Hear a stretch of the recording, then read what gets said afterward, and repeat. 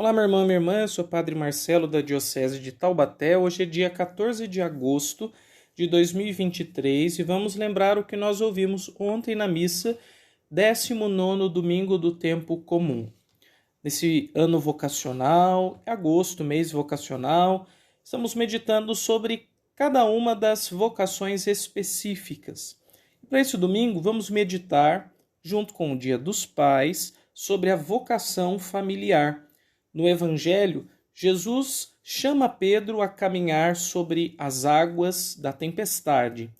Também Jesus nos chama a caminhar em cima da tempestade da nossa família, fazendo a Páscoa da nossa casa. É sobre isso que nós vamos refletir. Bora lá!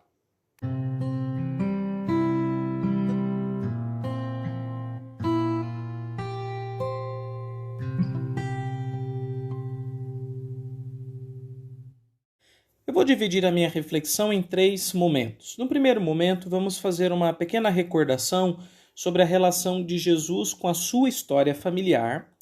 No segundo momento, vamos falar sobre a nossa história familiar e sobre como é preciso fazer uma Páscoa dela, para, num terceiro momento, sugerir 2 rotas pascais, ou então 2 travessias pela nossa tempestade. Vamos lá. Primeiro ponto, Jesus, quando ele entra na história, o Filho de Deus, pelo ventre de Nossa Senhora, ele passa a fazer parte de uma história humana.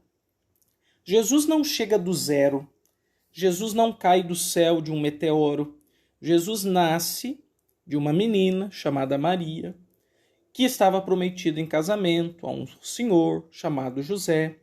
Então Jesus, como nós, nasce numa família específica. Apesar de José não ser o seu pai biológico, mas Jesus herda, seja de José, seja de Maria, uma história humana. Tanto é que no tempo do Natal nós lemos um dos evangelhos que contam a genealogia de Jesus. É um texto até, num primeiro momento, de difícil decifração, porque basicamente é uma sequência de nomes, uma lista de pessoas. E nós ficamos nos perguntando, mas o que essa lista quer dizer? Quando o texto é lido na liturgia, durante a missa, é mais estranho ainda de imaginar, porque nos dá uma impressão assim de que foi um evangelho sem conteúdo. Mas, na verdade, o que cabe ao leitor ou ao intérprete desse texto é tentar descobrir quem é cada uma daquelas personagens, como foi a sua vida, qual é o seu papel na história da salvação. E ao olharmos a genealogia de Jesus, o que nós reconhecemos é que na história familiar de Jesus, na sua história dilatada, da família de José e da família de Nossa Senhora, mas a genealogia trabalha, sobretudo, a origem a partir de José, para justificar que Jesus é da descendência de Davi e que ele vem trazer uma nova realeza. O que nós podemos identificar é que é uma história humana bastante típica, com todas as suas qualidades e todos os seus defeitos. Na família dilatada de Jesus, existem santos e grandes pecadores, pessoas muito de Deus, pessoas distantes de Deus, existem heróis e existem vilões.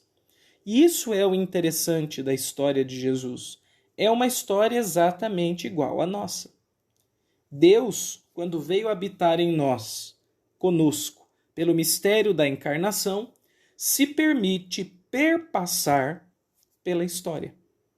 Nós também passamos pela história. É típico do humano viver historicamente. Só Deus é eterno e nós seremos eternos com a graça dele um dia lá no céu. Mas por agora nós somos história.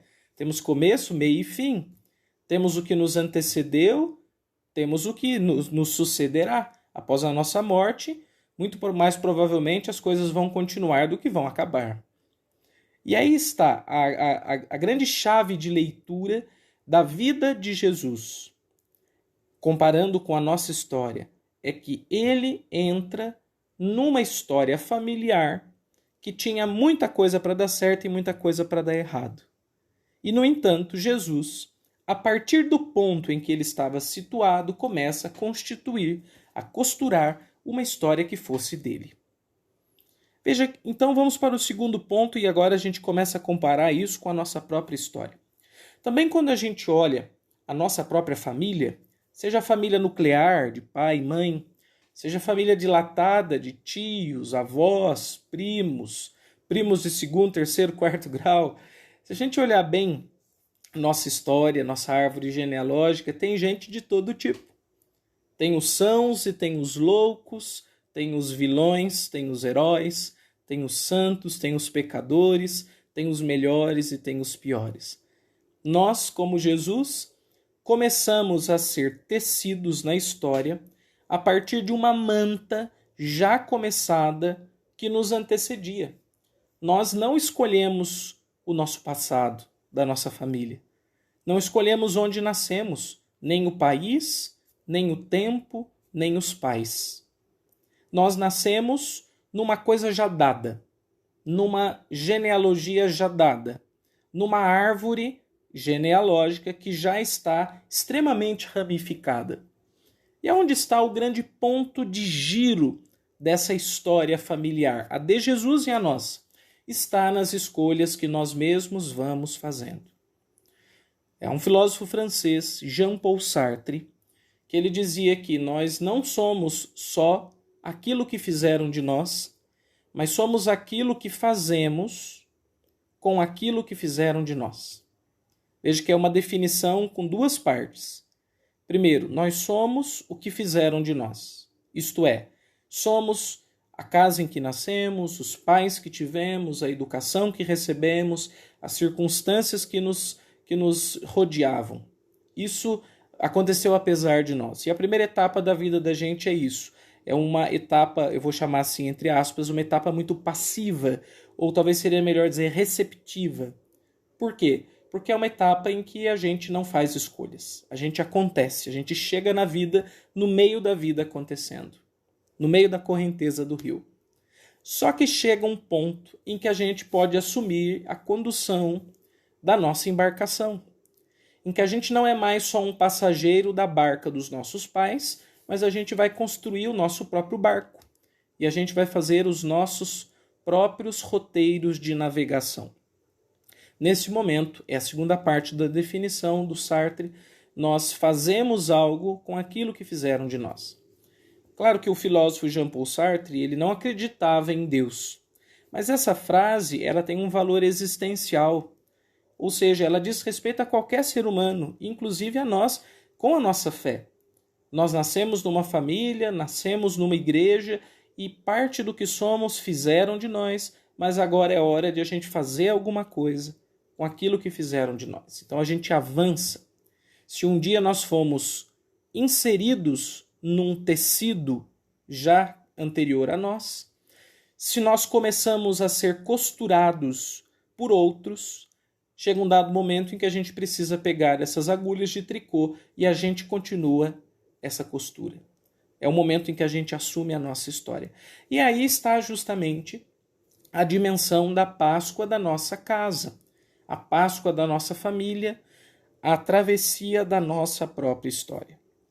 Veja que no evangelho de ontem, Jesus estava rezando, ele já havia pedido aos discípulos que fossem embora, que ele ia rezar um pouco, e de repente os discípulos estavam lá na barca aguardando Jesus e a barca começou a ser agitada por ondas, o vento era contrário, diz o texto, e Jesus vem até eles andando sobre o mar.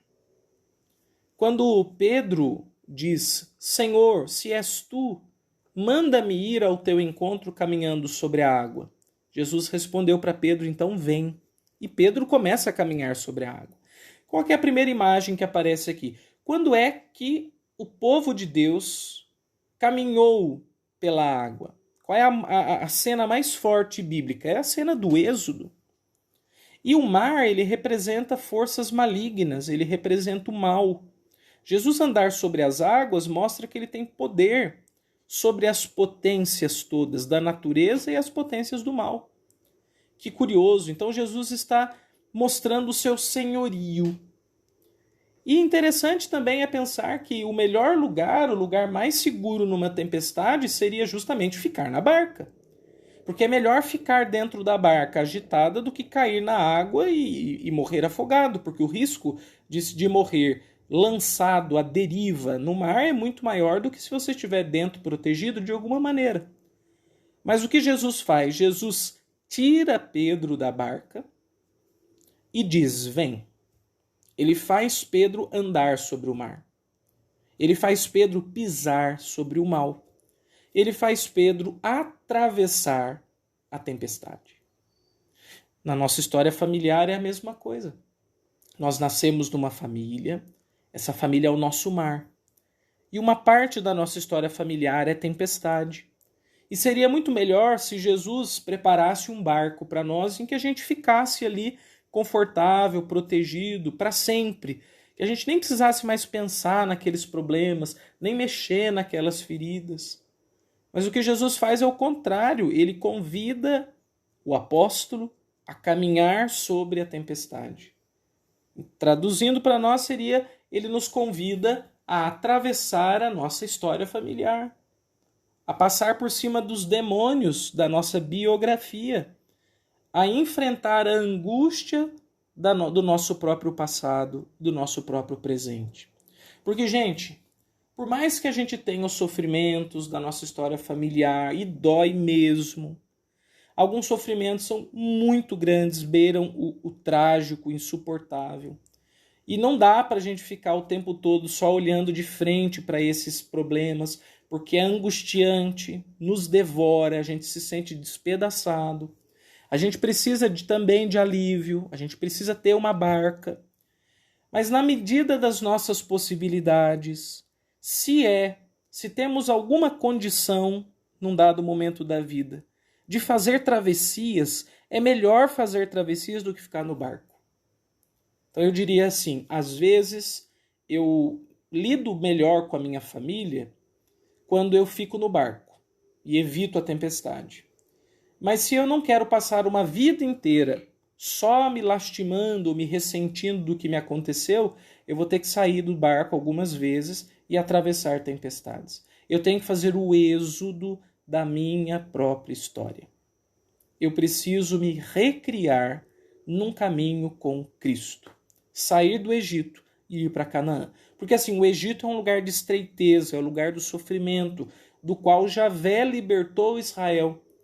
E às vezes a nossa história familiar é cheia de Egito, mas Deus quer nos conduzir a uma terra nova, terra de vida, Canaã. No entanto, é preciso atravessar o mar. Só que não mais a pé enxuto, como fizeram os hebreus do Antigo Testamento, mas molhando o nosso pé na água da nossa história. E enfrentando com Jesus, e isso é importante, não é só enfrentar a angústia, mas é fazê-lo com Jesus, a nossa própria tempestade. Esse é o convite do Senhor a fazer a nossa Páscoa. Então, quando a gente consegue dar esses passos, nós vamos, como Jesus, refazendo, recosturando a história que nos foi dada. Vamos ser bem concreto, vamos? Por exemplo, pode ser que a minha relação com meu pai tenha sido muito ruim. Pode ser que a minha mãe tenha sido péssima, uma verdadeira megera na minha vida. Pode ser que os meus avós, o meu avô, a minha avó, foram pessoas extremamente ausentes da minha história. Pode ser que eu tenha sofrido algum tipo de maldade, seja física, seja moral, seja psicológica, de um tio, de um primo. Então, é nessa hora que eu preciso olhar para mim e dizer assim, mas eu quero passar uma vida amargando isso. Porque uma coisa é certa, gente, por mais que doa mexer nessas coisas, e a gente tem que fazer isso num ambiente seguro, com pessoas confiáveis, com serenidade, não dá só para se debater diante dessas questões, mas também não dá só para ficar engolindo para sempre os sapos da nossa própria história. Isso é ficar morando no Egito. E a gente tem condições de ir para Canaã. Existe a possibilidade da travessia. Agora, o que eu chamo de possibilidade da travessia? Para ser bem concreto também. Às vezes, o meu êxodo é pelo menos me libertar daquele ressentimento ou daquela mágoa. Eu nunca mais vou falar com aquela pessoa. Talvez aquela pessoa já tenha até morrido. e nem teria condições mesmo de eu ter um enfrentamento direto com ela, mas eu liberto o meu coração. E me basta, já é bastante, já é muito, já é vida, já é Canaã. Então, às vezes, o êxodo não é voltar a minha família do zero e ficar tudo bem, como se nada tivesse acontecido, mas é me libertar interiormente, mesmo que eu nunca mais fale com aquela pessoa. Ou então pode ser que eu volte a falar, sim, com aquela pessoa da minha família, com quem eu tenho uma história ruim, mas eu vou voltar a falar com certos limites. Não vou ser mais um grande amigo, ter um grande afeto, mas ter uma convivência civilizada, educada e, sobretudo, sem grandes sofrimentos. Eu consigo me encontrar com a pessoa, troco uma ideia com ela e basta, a vida segue. Isso também é uma forma de êxodo, de libertação. Às vezes, o êxodo é uma espécie de reconciliação.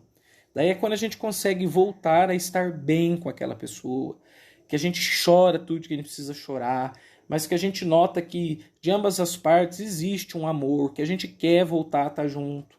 Seja o marido, a mulher, seja o pai com o filho, seja a avó com a neta, e assim vai, seja com quem for.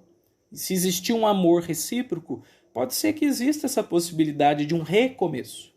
Agora, um recomeço não é um retorno ao passado. Um recomeço é assim, olha, o que foi, foi. Num dado momento teve um corte nessa história, tem um buraco nessa história que foi de sofrimento, a gente tampa esse buraco e a gente começa uma nova rota. A gente não esquece, isso é muito importante lembrar, viu? O perdão não é esquecimento. O perdão é o esvaziamento do sofrimento causado pelo outro. O outro continua existindo, a história acontecida continua existindo, já existiu, né? Mas ela é uma marca da nossa biografia. E, no entanto, eu não fico sofrendo o tempo todo por isso. Por quê? Porque eu consegui o perdão. Muita gente talvez não consiga dar o perdão porque o confunda com esquecimento. Se você parar de pensar o perdão como esquecimento, talvez seja até mais fácil você perdoar. Você não precisa esquecer, você precisa curar essa memória. Porque essa memória é uma memória infeccionada. E se você conseguir dar antibiótico para essa memória, você vai conseguir se libertar. Então, às vezes, o êxodo é conseguir reconciliação. E vamos pensar numa hipótese bastante ideal. Talvez o êxodo da família seja voltar tudo como se nada tivesse acontecido. É como se fosse assim realmente tivéssemos passado uma borracha. Algumas pessoas conseguem, em algumas situações isso é possível, mas o que eu gostaria de lembrar é que o êxodo ele tem possibilidades. E essas possibilidades dependem muito das circunstâncias, do nosso momento interior e do momento da pessoa também com quem a gente tem algum tipo de egito, de desafeto. Então, talvez para você hoje, êxodo seja só se libertar por dentro. Ou talvez para você o êxodo seja voltar a falar com aquela pessoa. Ou ainda o êxodo signifique recomeçar. Qual é o seu êxodo? É uma boa coisa para se pensar, não é? Bem, daí eu chego no terceiro ponto da nossa reflexão. Como é que a gente pode fazer isso? Através da fé. Porque é claro que a terapia, a psicologia, elas são grandes ferramentas do saber humano, que tem a sua lógica própria, o seu método próprio, não se confundem com a fé, é uma coisa muito específica, mas é muito útil. E, no entanto, a fé também é um caminho terapêutico que não substitui a clínica, mas que ajuda muito também. A gente também não pode achar que a psicologia é o único caminho de transformação das pessoas. A arte é um caminho de transformação, a literatura, por exemplo. A religião é um caminho de transformação, a fé, por exemplo. Os relacionamentos humanos, como a amizade, são um caminho de transformação. A psicologia não é detentora da cura humana, ela é um caminho para fazê-lo. Se você tem chance de fazer terapia, olha, eu super recomendo. Mas se você ainda não se sente tão à vontade, se você está meio travado até na terapia, ou mesmo se você não tem condições, porque algumas pessoas não têm condições de fazê-lo, né? O que eu sugiro para você é não deixe de fazer pelo menos o caminho da fé, o caminho da religião, o caminho com Jesus. E eu te dou aqui duas rotas para que você, como Pedro, vá na direção de Jesus e caminhe sobre o mar. A primeira delas é: torne-se mais íntimo de Deus Pai. E a segunda é: habite a casa da igreja. A primeira significa o seguinte: Deus Pai, nós o chamamos assim de Pai, e a Bíblia nos ensinou a chamar assim. Jesus especialmente diz que Deus é o Pai. O amor dele cura muito a nossa história familiar. Então, às vezes, uma coisa que nos ajuda muito, ao invés de ficar enfrentando só os nossos pais, e é importante fazê-lo em algum momento, né? Tem espaço a discussão, conflito. Também há momentos em que isso é salutar, mas há momentos em que eu preciso fazer uma espécie de desvio. E o que é esse desvio? Eu suspendo um pouco a minha relação conflitiva com a minha família e vou na direção de Deus, o Pai. E eu experimento o amor do Pai do céu. E esse amor paternal, que também é maternal de Deus, ele vai transformando a minha experiência de pai e de mãe. Porque chega uma hora que a gente percebe que nós e os nossos pais temos uma diferença basicamente de tempo no mundo, mas a matéria-prima é a mesma, a humanidade é a mesma. A gente só sofre mais por conta dos nossos pais por causa do peso que eles têm na nossa história. Mas a matéria-prima humana é exatamente a mesma. Então, meus irmãos, se você quer uma transformação na sua casa, uma primeira sugestão, mas é uma sugestão que não é só de piedosa, não pode ser só piegas, pior ainda, né? Ela tem que ser assim, cheia de significado, tem que ser densa. Mergulhe no amor de Deus Pai. Conheça Deus Pai de Jesus Cristo, que também se propõe ser o nosso Pai. Ele diz: eu sou. E Jesus falou: o meu Pai. E o Pai que eu dou a revelar. Então não é só projetar o Pai da terra no Pai do céu, como por exemplo uma vez uma pessoa disse que não conseguia rezar para Deus Pai porque pensava no seu pai humano.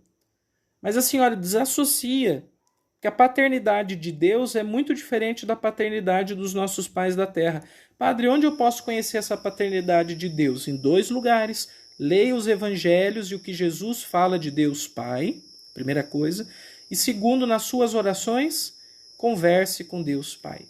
E ele vai se relacionar com a sua alma, com o seu coração e vai te ajudar bastante nisso. Uma segunda coisa é habitar a casa da igreja. Porque a casa da gente, o nosso lar, a nossa família, tem ali um espaço de metros quadrados com algumas pessoas. Mas quando a gente entra numa igreja, numa missa, quantas casas estão ali dentro? Quantas famílias estão ali presentes? Então a casa da igreja é um lugar muito oportuno para as casas nossas. Porque lá na igreja a gente escuta uma palavra boa, a gente canta as coisas de Deus, a gente experimenta a misericórdia de Jesus, a gente recebe a infusão do Espírito Santo, a gente aprofunda a nossa compreensão das coisas, a gente passa a sentir a vida diferente e tudo isso nos ajuda a viver lá na nossa casa. Então a casa da igreja cura a casa da nossa família. Por isso, o segundo caminho que eu dou é: habite a casa da igreja. Vá na igreja e, na medida do possível, sem ficar forçando a barra também, porque isso só vai piorar, mas tente ir em família para a igreja. Se você conseguir pelo menos ir em casal, ou então pai e filhos, ou mãe e filhos, já é muita coisa. Só de não ir sozinho já é bastante coisa. E aos poucos, você vai notando que isso vai ter um impacto sobre a sua família. Não é uma coisa assim, gente, poção mágica. Mas com o passar do tempo, essa frequência das coisas da fé tende a ser bastante curativa e libertadora. Ame o Pai e seja amado por Ele. E frequente a igreja sempre que você puder.